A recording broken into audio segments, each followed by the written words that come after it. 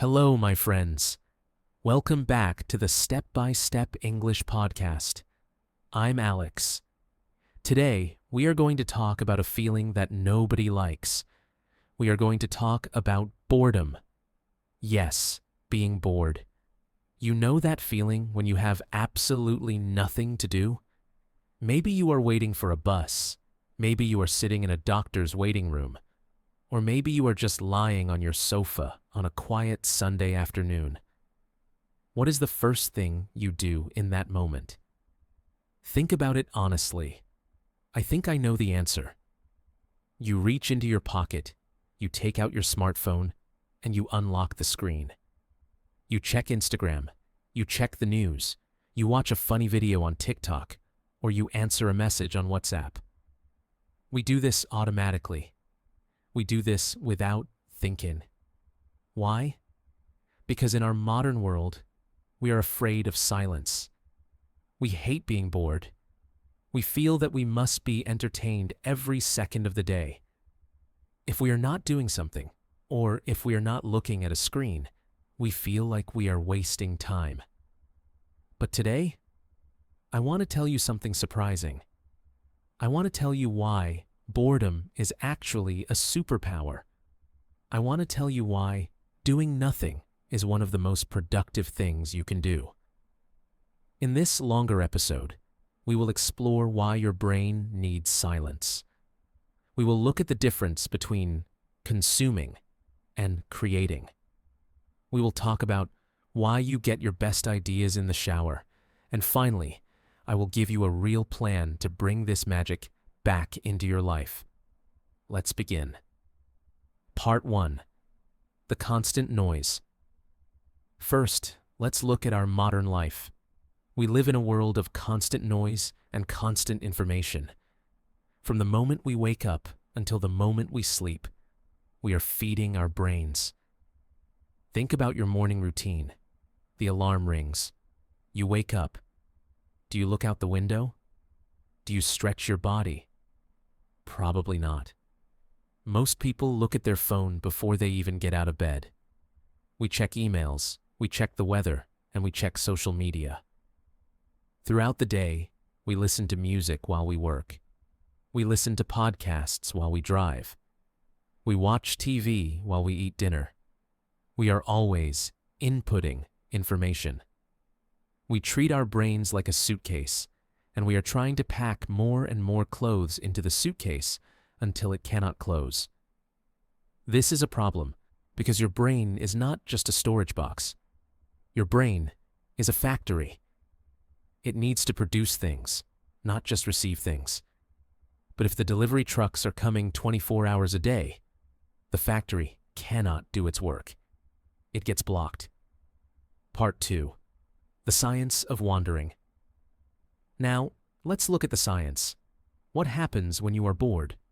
Many people think that when we do nothing, our brain turns off. They think the brain goes to sleep. But science shows that this is not true.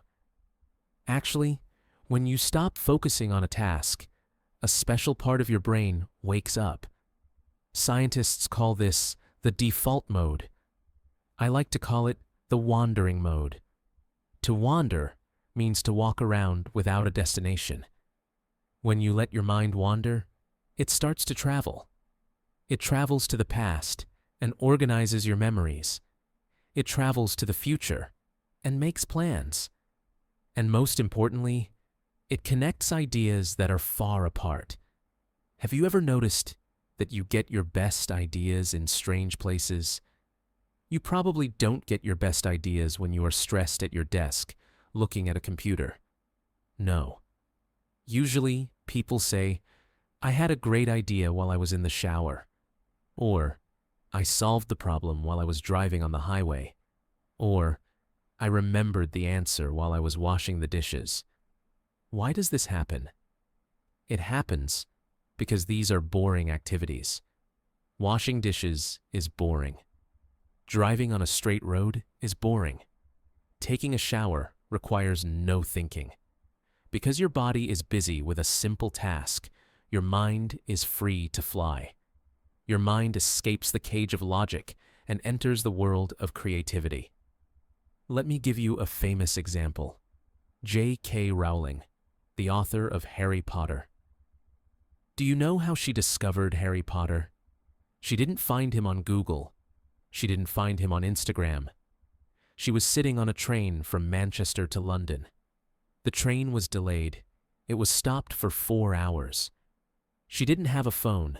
This was 1990. She didn't have a book to read. She didn't even have a pen to write with. She was just sitting there, staring out the window, completely bored.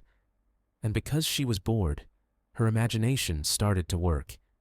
She started to imagine a small boy with glasses and a scar.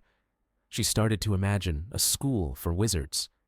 The idea for Harry Potter came from boredom. If she had a smartphone that day, if she had Candy Crush or Twitter, maybe Harry Potter would not exist today. Part 3. The danger of consumption. This brings us to a very important concept: input versus output. Input is what you take in: reading news, watching Netflix, scrolling through photos.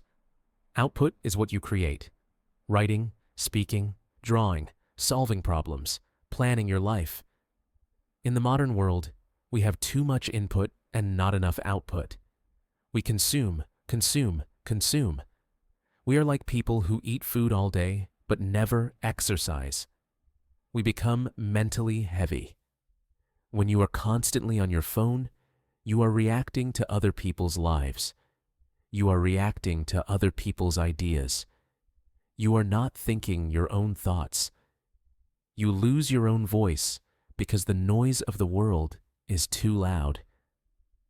Being bored allows you to hear your own voice again. It allows you to process your emotions. Sometimes we feel anxious or sad, and we use our phones to hide from these feelings. We distract ourselves. But when you sit in silence, you have to face your feelings. This is healthy. This is how we grow emotionally.